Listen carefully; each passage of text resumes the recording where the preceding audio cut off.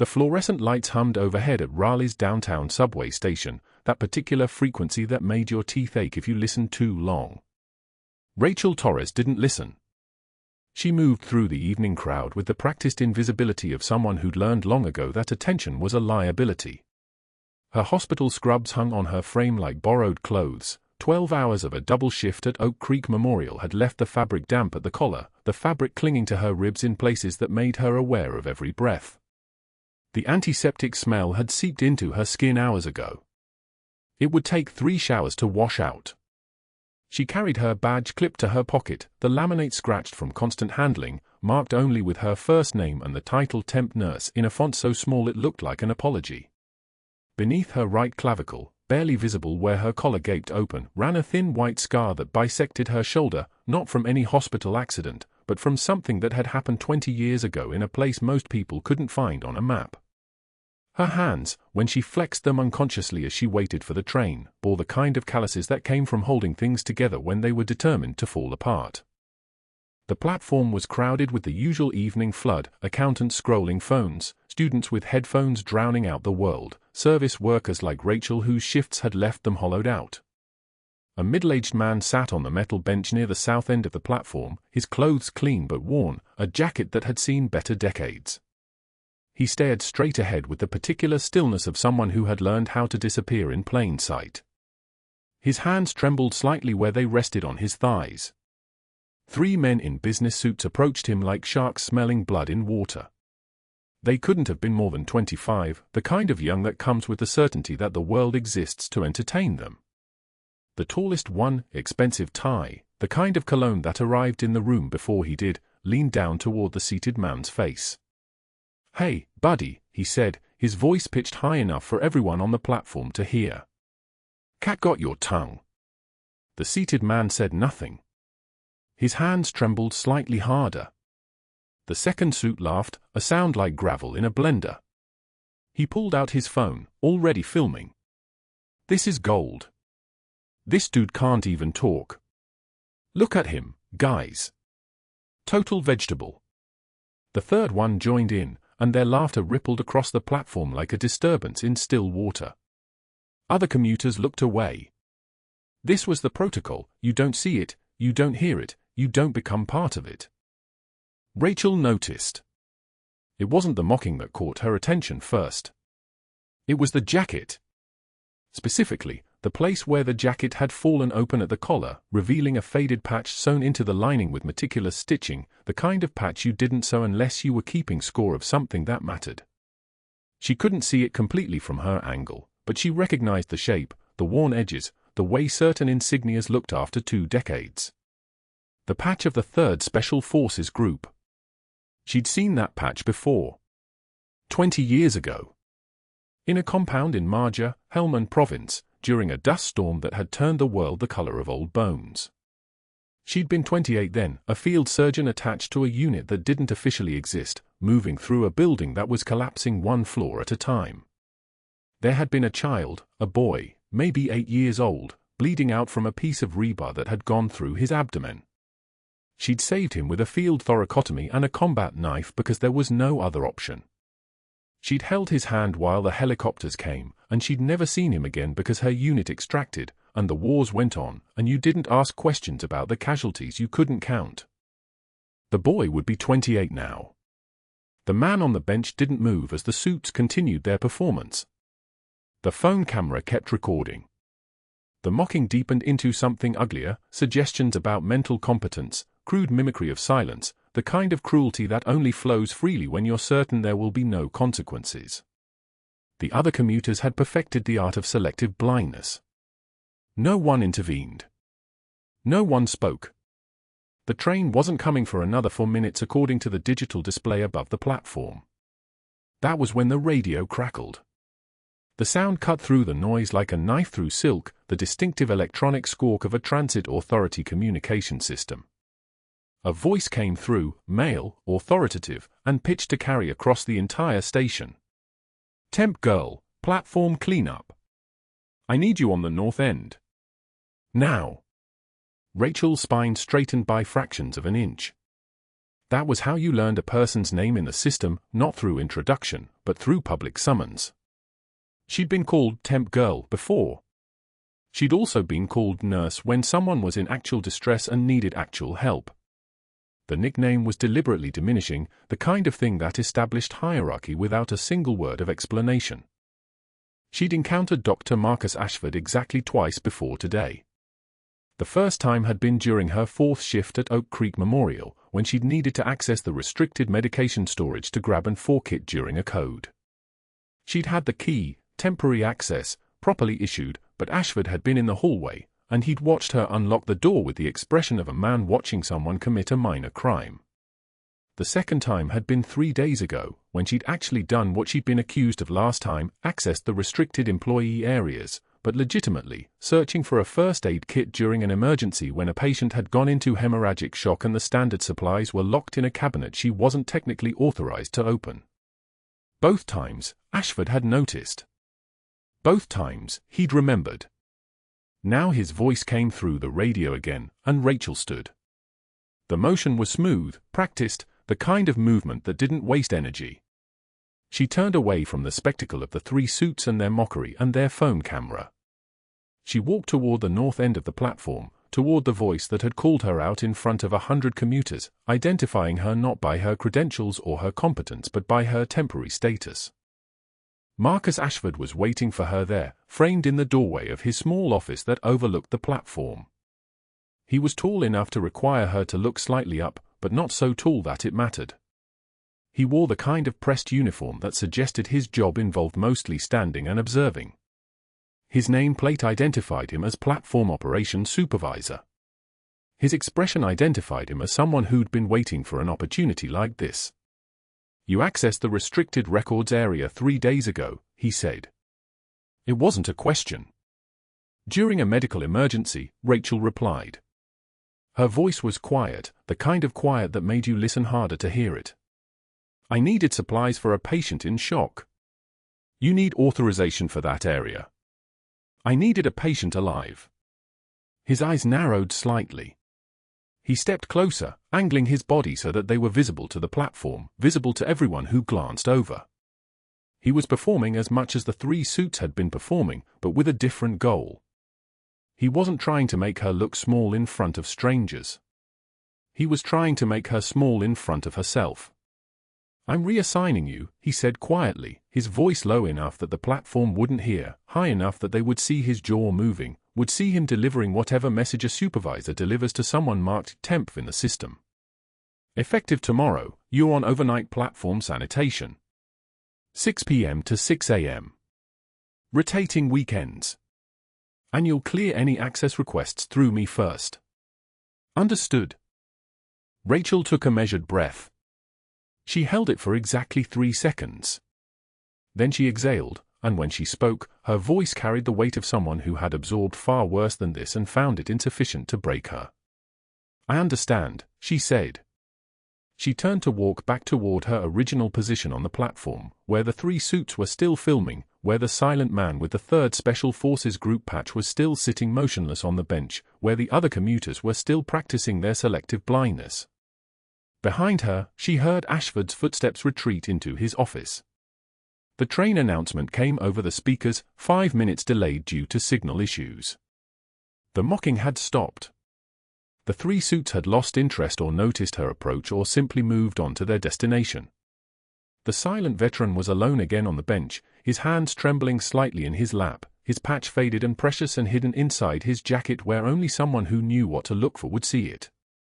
Rachel stood at the platform's edge, her temporary badge still clipped to her scrubs, her scars still invisible beneath her collar, and waited for the train that would take her away from Oak Creek Memorial and back toward the small apartment where she would sit in near darkness and wait for tomorrow to come. But that wasn't the worst part. The supply alcove smelled like industrial cleaner and copper piping. Rachel was reaching for a first aid kit when the radio clipped to her scrubs crackled with Ashford's voice, calm and deliberate. "Hey, temp girl, platform cleanup needed at Bay 4. The nickname landed exactly as intended. 3 transit workers glanced up. 1 smirked. Rachel's hand stilled on the kit. She didn't turn around. She already knew he was coming. The footsteps arrived 17 seconds later. Ashford moved through the narrow space like he owned it, his white coat starched enough to cut glass, his presence somehow making the alcove smaller. Up close, she could see the vein at his temple, the one that only appeared when he was working hard at something. Today he was working at breaking her. You accessed the restricted employee network on Tuesday. His voice was quiet. Controlled. Without authorization. Rachel turned. Her eyes met his for exactly 2 seconds before dropping to a point near his sternum. The practiced deference of the temporary staff member. I was looking for supplies during the pile-up. I apologize, Doctor. Did I ask for an apology? He stepped closer. You know what I found? Someone with a security clearance I can't even see. Someone who shouldn't have any clearance at all. She felt the question hanging there like bait. Don't take it. That makes you a liability, he continued. An irregular. An unknown. He paused. Waiting. So here's what's going to happen. You're being reassigned. Effective immediately.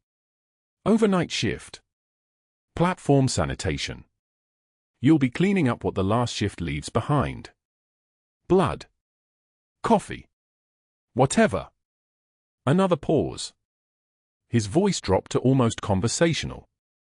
That's assuming you still have a job to come back to. It wasn't a request. It was a threat wrapped in administrative language. I understand, Rachel said quietly. Do you? He smiled then, the kind of smile that has nothing to do with happiness. I wonder if you do. He left the way he came. The sound of his footsteps faded into the ambient noise of the station, the hum of ventilation, the distant rumble of trains, the white noise of transit authority speakers. Rachel finished gathering her supplies. Her hands were steady. Pain was information. Fear was data. She filed both away and walked back toward the platform. The evening commuters had grown since her last shift, the after-work surge, briefcases and phone screens, and the particular exhaustion that comes from 8 hours pretending to care about spreadsheets. The station was full but not crowded enough that Ashford couldn't orchestrate this perfectly. He was waiting at the platform's edge with a clipboard in one hand and authority radiating from his shoulders like heat off summer asphalt. When he saw her emerge, he raised his voice, not shouting, but pitched to carry across the tile and concrete. Everyone, he announced, I want to introduce you to our newest platform sanitation specialist. Rachel here will be handling overnight cleaning. She's very thorough. Probably good at clean-up work. He smiled at the crowd. Especially cleaning up her own mistakes. A few people looked up from their phones. A teenager actually laughed. The businessman nearest the bench, one of the 3 from earlier, made eye contact and grinned like he'd just witnessed something he could weaponize. Rachel stood in the center of the platform, temporary badge exposed, scrubs rumpled from double shift, and accepted the humiliation with her spine straight. She took one measured breath. Let a single tear escape, not from the insult, but from the muscle memory of swallowing rage. She wiped it away without breaking eye contact with Ashford, and in that moment of perfect, terrible composure, she said one sentence into the fluorescent-lit silence. You mistake silence for weakness, Mr. Ashford. The words landed exactly as intended. Quiet. Dangerous. Not a plea. Not a defense. A statement of fact delivered by someone who had learned long ago that the most lethal thing you could do was refuse to break. Ashford's smile faltered for exactly 1/4 second. Just enough. Just enough for someone watching to know that something had shifted. The train's arrival was announced on the overhead speaker, a mechanical voice, genderless and indifferent. Passengers began gathering their belongings. The businessman who'd been grinning moments before turned back to the silent veteran on the bench, that same cruel smile returning to his face. Hey, silent guy, he called out. Can't even talk back, who? That makes this easy. His friend laughed. The third one, the one with the silk tie and the expensive watch, stood up and moved toward the bench, his body language shifting from mockery to something darker. The veteran didn't flinch. He never did. The businessman shoved him, not hard enough to look obvious in a crowd, just hard enough to demonstrate power. The veteran's body, already trembling from whatever invisible wound he carried, lost equilibrium. His foot caught the bench leg. His center of gravity shifted. What happened next took 1.3 seconds. The veteran fell forward, his torso slamming against the platform edge. His face twisted in agony. His body convulsed, not a fall anymore, but a collapse, a systems failure, the kind of physical event that announces itself as medical emergency. Rachel moved before her conscious mind processed the decision. The commuters froze. Phones came out. The businessman stepped back, suddenly aware that cruelty had consequences that extended beyond social embarrassment. Rachel was on her knees in 3 strides, her hand already assessing the veteran's airway, her fingers finding the precise pressure points on his ribs that told her what was happening inside his body, the shallow breathing, the asymmetrical chest rise, the telltale silence where breath sounds should exist on the right side. Tension pneumothorax. Collapsed lung. A collapsed lung that was compressing his heart with every breath. The platform went silent except for the approaching train sound, the hiss of air escaping from the tunnels, the screech of wheels on rails, the ambient pressure change that made everyone's ears pop. Ashford's voice crackled on a radio somewhere distant, security to platform 4. Now. But Rachel was somewhere else entirely. Her hands moved like they had done this 1,000 times. Because they had. Her body remembered a village outside Marjah, a collapsed building, the weight of an 8-year-old boy in her arms while bullets sang through the air like metal locusts. His name had been Rashid. His eyes had been the color of storm clouds. She'd held him while his lung filled with blood and his oxygen saturation dropped to levels incompatible with consciousness, and she'd done what you do when you have nothing but a field knife and a dying child and no medevac for 17 minutes. The memory hit her like shrapnel, sensory fragments, not linear. Sand in her teeth. The smell of diesel and copper. The thermometer reading 127 degrees Fahrenheit in the shade. Her hands moving with the terrible precision of necessity. The knife blade precisely positioned between the second and third rib, the intercostal space, the exact angle that wouldn't hit the internal mammary artery. The sound of air escaping, the hiss, like letting pressure out of a balloon. The child's breathing becoming possible again. His color returning from ash to copper. She blinked. The memory evaporated. The veteran's eyes were meeting hers now, the same color as they'd been 20 years ago, because of course they were the same color, because the human eye doesn't change even when everything else becomes unrecognizable. And in those eyes she saw the moment he recognized her. Not as a temporary nurse in scrubs. As the major who'd saved his life in Marjah. Hold on, she breathed. The platform security guard had arrived. Ashford appeared moments behind him, his face registering confusion at what he was witnessing, Rachel on her knees, her hands moving with absolute surgical confidence, her presence somehow transforming from temporary inconvenience to someone who knew exactly what she was doing. The approaching train sound grew louder. The platform began to vibrate. The train sound grew louder. The platform began to vibrate. The businessman's shoulder connected with the veteran's chest, and the man pitched forward onto the concrete like a tree with no roots. His body went rigid. His mouth opened but nothing came out, never anything, from what Rachel could tell. His hands clawed at his own ribs. His breathing came in shallow, desperate gasps, each one more panicked than the last. Rachel was already moving. She didn't think. Thought was for people with time. She dropped to her knees beside him, her scrubs soaking through on the wet platform tile. The veteran's eyes locked onto hers, wide, terrified, drowning in air that wouldn't fill his lungs. She knew that look. She'd seen it in a collapsed building in Marjah when a child's chest cavity had collapsed inward, when a lung had twisted against itself and refused to inflate. Tension pneumothorax. Air trapped in the pleural space, compressing the heart, collapsing the lung. Every breath made it worse. Every breath was killing him. "I need space," she said. Her voice had changed. It wasn't a request. The crowd stepped back without understanding why. The businessman froze. The other commuters sensed something in her tone, something that moved beneath the words like a current. She ran her hands across his ribs, feeling for landmarks. Second intercostal space.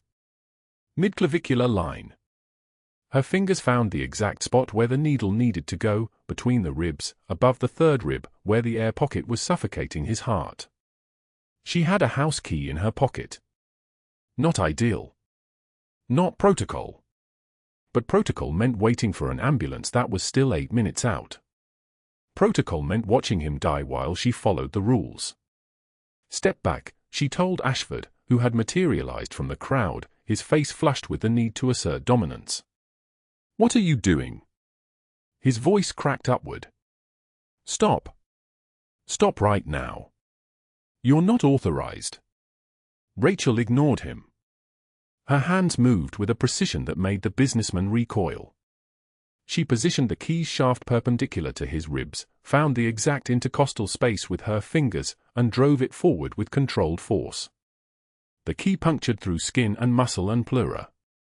There was resistance. Then there was give. The hiss came immediately. It sounded like a tire deflating. Like a breath escaping through a tunnel. Like life returning to a body that was suffocating. The crowd gasped.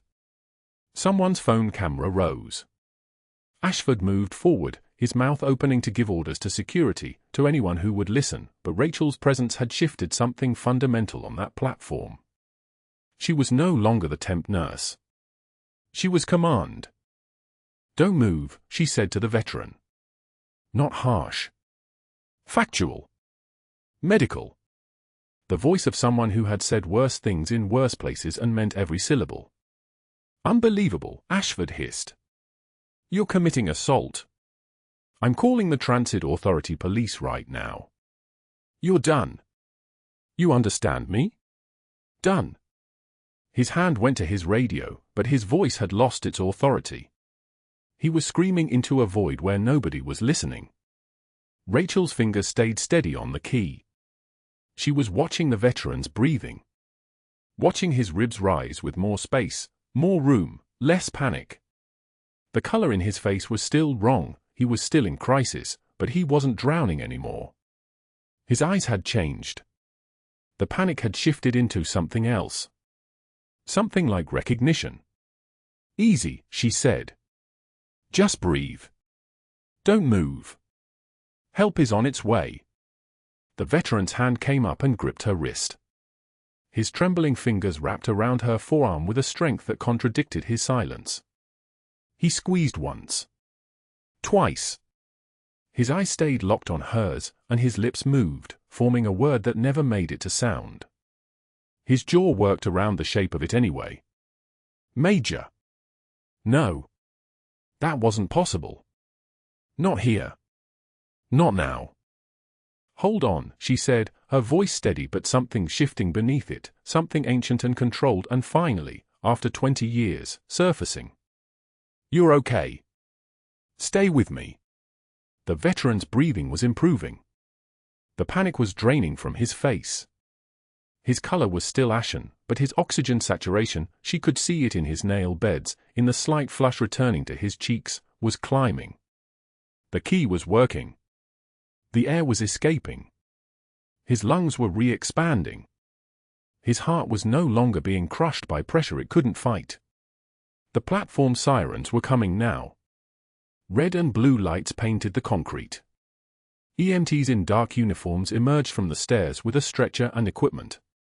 Ashford was still on his radio, his voice climbing toward desperation, trying to explain what had happened, trying to regain control of a situation that had left him behind 3 minutes ago. Rachel maintained pressure on the key. She was already thinking in medical protocol. Bilateral breath sounds. Heart rate dropping. BP stabilizing. The field thoracotomy with the combat knife in Marjah had been messier, had required surgical precision under fire with a child's small ribs and a structure that kept slipping blood. This was cleaner. This was a key and steady hands and 20 years of knowing exactly how much pressure a human body could take before it stopped breathing.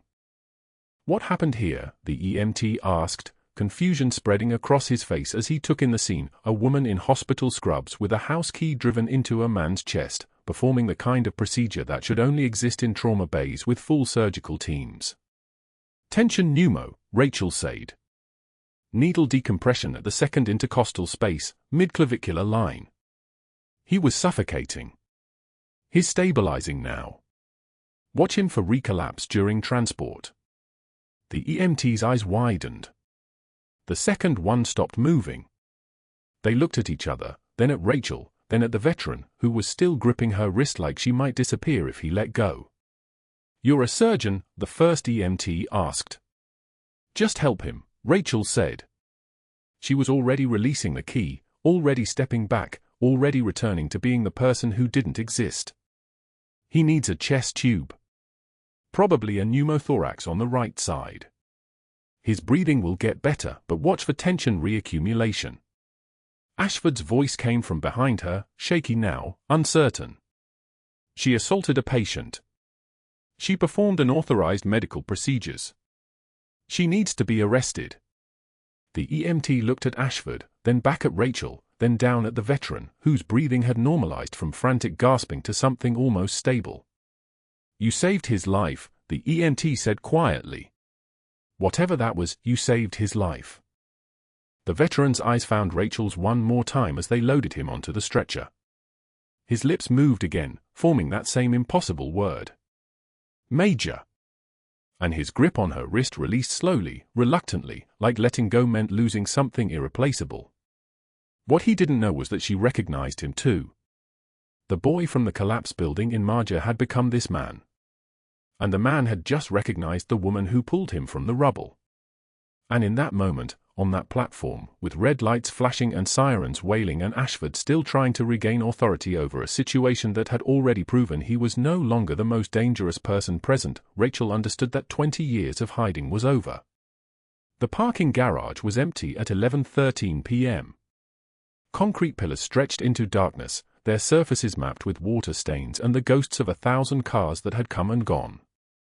Rachel's hands gripped the steering wheel of her 2009 Honda Civic, knuckles pale under the fluorescent glow of a single overhead bulb. The engine was dead. The radio was off. The world outside her windshield was utterly, completely silent except for the mechanical voice of the automated parking system announcing to no one that spot BR47 was now available. Her forehead rested against the steering wheel. Cold plastic. She had been sitting this way for 43 minutes. She had counted them.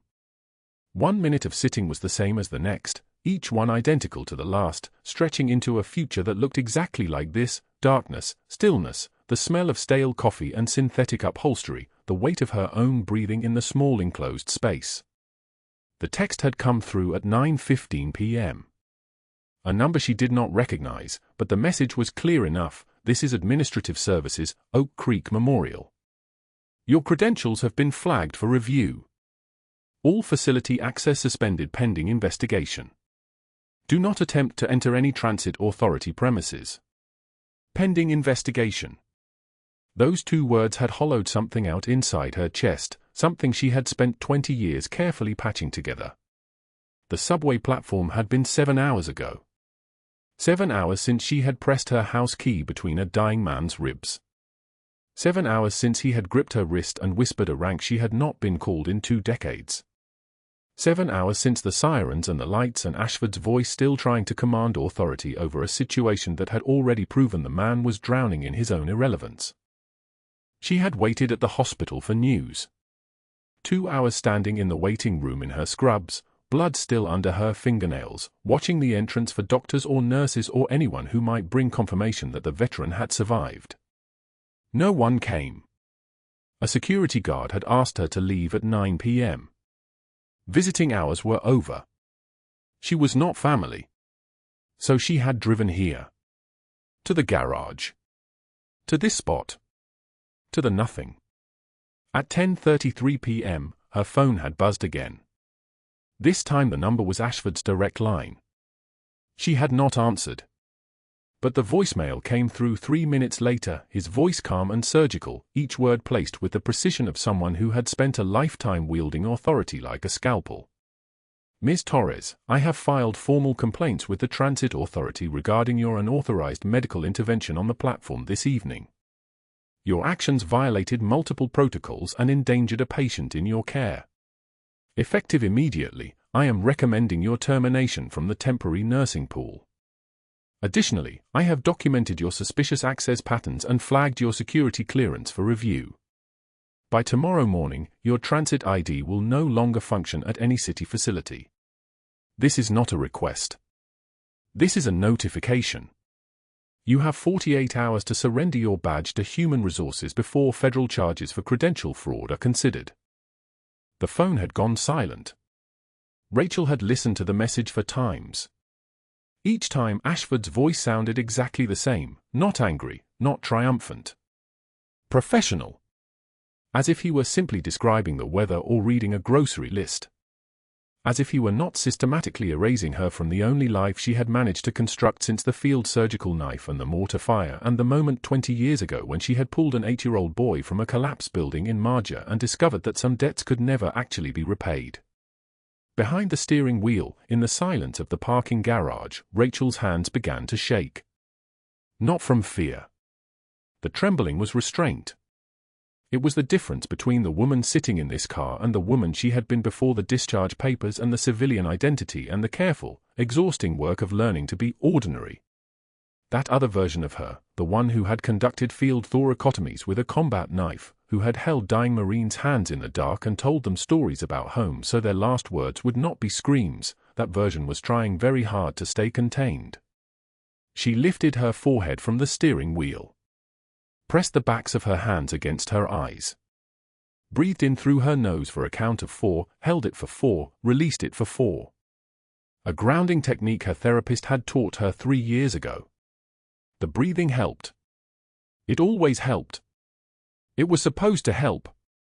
By 10:51 p.m., Ashford had made 3 more calls.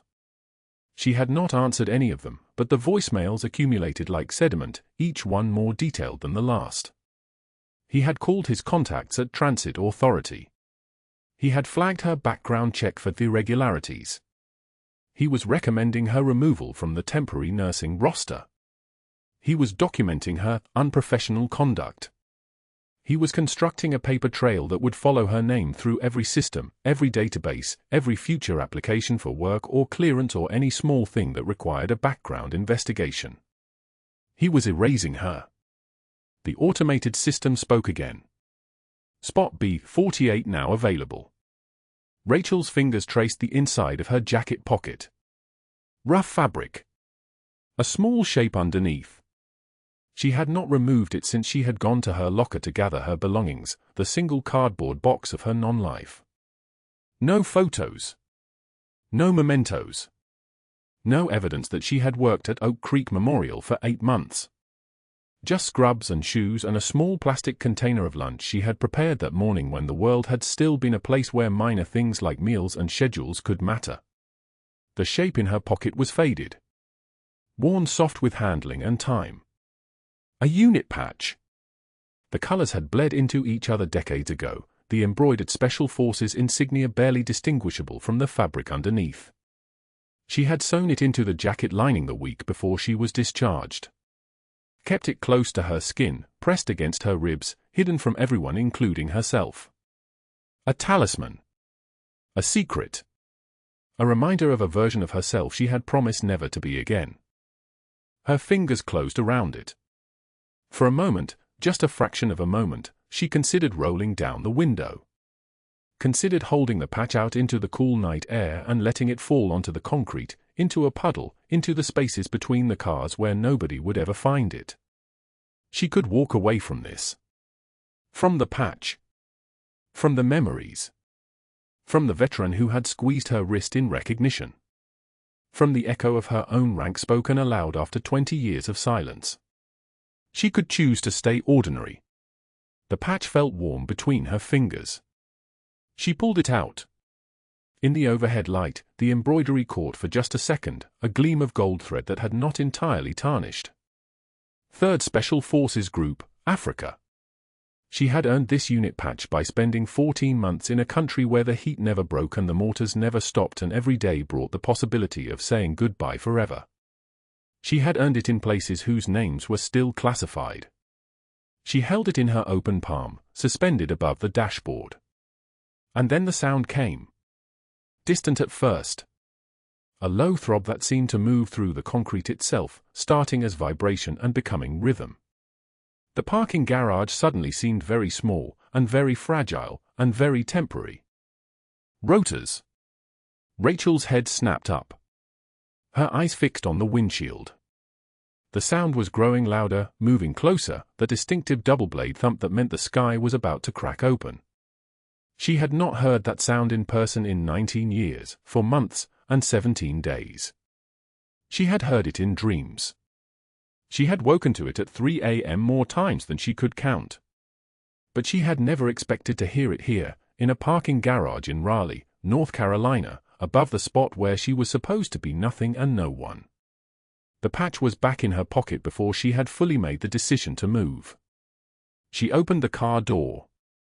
Stepped out onto the concrete. The sound was not getting closer. It was arriving. The automated system was announcing something, but she could no longer hear the words over the mechanical thunder that was now beginning to shake the pillar beside her, making loose debris jump and scatter across the ground like startled insects. 2 thoughts arrived simultaneously. First, the veteran had survived. He had survived, and he had not forgotten her, and that meant someone else had not forgotten her either. Second, she had no idea what was about to happen next. But as the throb of those rotors deepened and the entire parking structure began to resonate like an instrument finally being played by hands that knew exactly what sound they wanted to create, Rachel Torres stood alone under the fluorescent light and did what she had been trained to do for more than half her life. She waited for the next order. The helicopter descended through Raleigh's night sky like a predator settling onto prey, and the parking garage shook with the percussion of rotor blades that hadn't stopped turning since the pilot received the encrypted call from a Pentagon office that no longer had Rachel's name in any file marked active duty. The FBI field office had been monitoring her classified clearance flag for 43 minutes before agents were dispatched to the Transit Authority headquarters downtown, their credentials carrying the weight of 17 federal statutes that Dr. Marcus Ashford had violated when he attempted to alter her background check records. What Ashford didn't know was that tampering with the records of a cleared operative didn't trigger a human review process. It triggered NCIS automated systems that had been watching him for exactly 6 minutes and 17 seconds. The agents moved through the Transit Authority building like precision instruments, badges flashing under the lobby lights as they climbed the stairs to Ashford's office. His executive assistant stood to intercept them. They didn't slow.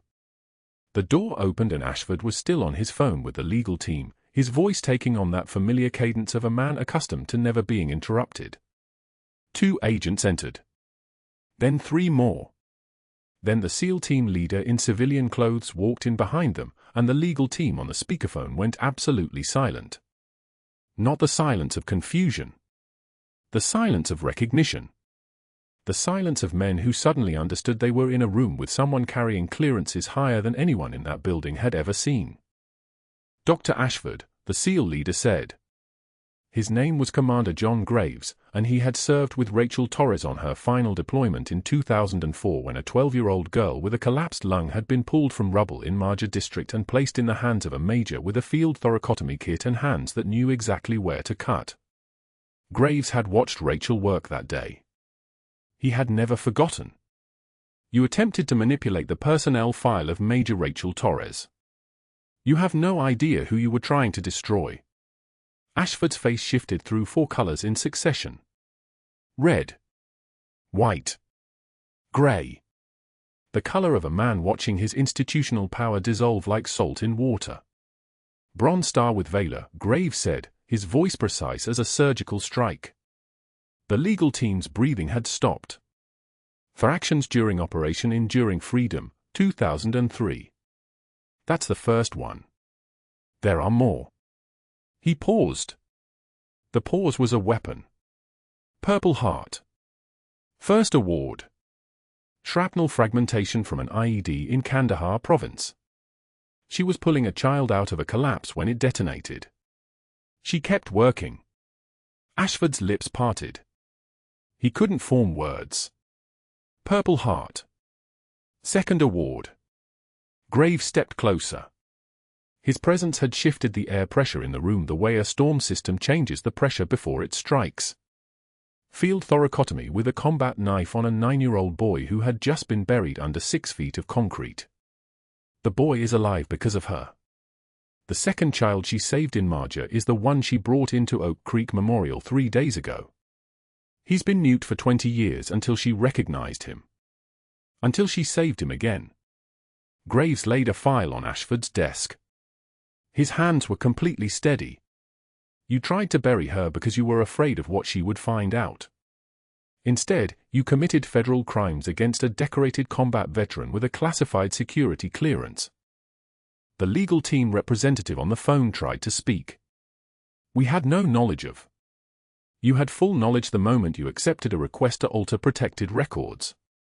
The FBI agent's voice cut the sentence in half like a guillotine. The system flagged it automatically. Every keystroke. Every deletion. Every attempted revision was logged and sent directly to NCIS headquarters. Dr. Ashford, you're under arrest for obstruction of justice, falsification of federal documents, and interference with a protected military record. Stand up. Ashford didn't move. His eyes had gone to the window where the FBI vehicles were pulling into the parking lot below, lights strobing against the night like a warning that had come exactly 3 seconds too late. Stand up, the agent repeated. It wasn't a request. It was a command. They cuffed him in front of the legal team that he had manipulated for years. They walked him past his assistant who wouldn't meet his eyes. They escorted him through the transit authority lobby where evening shift supervisors stopped their work and watched him pass, his shirt cuffs pulled back to show the stainless steel bracelets, his face the color of a man who had just watched his entire future collapse into mathematics he couldn't control. The perp walk took 42 seconds from office door to FBI vehicle. 42 seconds to move from a man who controlled schedules and reassignments and security clearances to something entirely different. Something less than he had been. The federal charges came within 72 hours. Pattern of falsification spanning months. Document manipulation. Obstruction of investigation into a protected operative. Conspiracy to interfere with military personnel records. Ashford's legal team abandoned him like he was radioactive. The Transit Authorities Board announced they would be cooperating fully with the federal investigation. His suspension was announced at 2:13 p.m. on a Tuesday. 2 years later, Rachel ran the Emergency Response Training Program at Oak Creek Memorial, and Dr. Marcus Ashford sold insurance policies from a folding table at the Raleigh Farmers Market on Saturday mornings. His name tag read Mark. When people asked if he had medical training, he said he used to work in administration. When a child came through the market with her parents and pointed at him, her mother pulled her away quickly. He had stopped flinching by month 19. By month 23, he had moved the table to the far end of the parking lot where fewer people would recognize the man who used to reassign nurses and control access and wield the small power that comes from knowing a system inside out. That power had evaporated the moment he touched something that belonged to the federal government. On the anniversary of that subway platform, the veteran stood at the dedication of Raleigh's new emergency medical protocol, the one named for the major who had saved his life twice. He was speaking now. 20 years of silence had broken open the moment Rachel's hands had touched his chest. The doctors had said it was psychosomatic, that the trauma had bound his voice until someone removed the threat. The veteran's interpretation was simpler. His major had always made impossible things possible. Speaking again was just one more thing she'd fixed without making it seem hard. He stood at the podium with Rachel beside him, both of them in scrubs, both of them absolutely present in the moment without performing for it. 20 years ago, she saved me when I was a child in a place that shouldn't exist, the veteran said, his voice steady and clear and belonging entirely to a man who had waited 2 decades to use it. 20 years later, she saved me again when she recognized who I was and what I needed. Major Rachel Torres didn't see a mute man on a bench. She saw a soldier. She saw someone worth saving. Twice. He turned to her. His hand found hers. Thank you, Marjah, for never seeing me as anything less than what I was. Thank you for coming home so I could find mine. Rachel didn't speak. She didn't need to. Her composure had evolved beyond words into something that lived in the quality of her presence, in the way her hand gripped his with the absolute certainty of someone who had learned that the quietest strength is the only strength that lasts. The crowd applauded. The cameras flashed. Nobody noticed the small smile that crossed her face, the one that belonged entirely to her and the man who had learned that saving someone's life twice just meant you were doing your job. The hospital board had offered her a director's position. She had accepted the title and spent most of her time back in the trauma bays wearing scrubs that still had coffee stains on them by 3 p.m. Her office stayed empty except for the one day a week she used it to train the next generation of nurses in protocols that might someday save someone like the veteran had been saved. The trembling that people sometimes saw in her hands wasn't fear. It was restraint. 20 years of restraint. 20 years of being just a nurse when she had been so much more. True class is what you do when the lights go out, when nobody's watching, when the only thing keeping score is your own conscience and the people you choose to save. If you've ever been underestimated by someone who had no idea what you were capable of, you already know Rachel's answer. Subscribe for stories of the people we overlook until the moment they save us.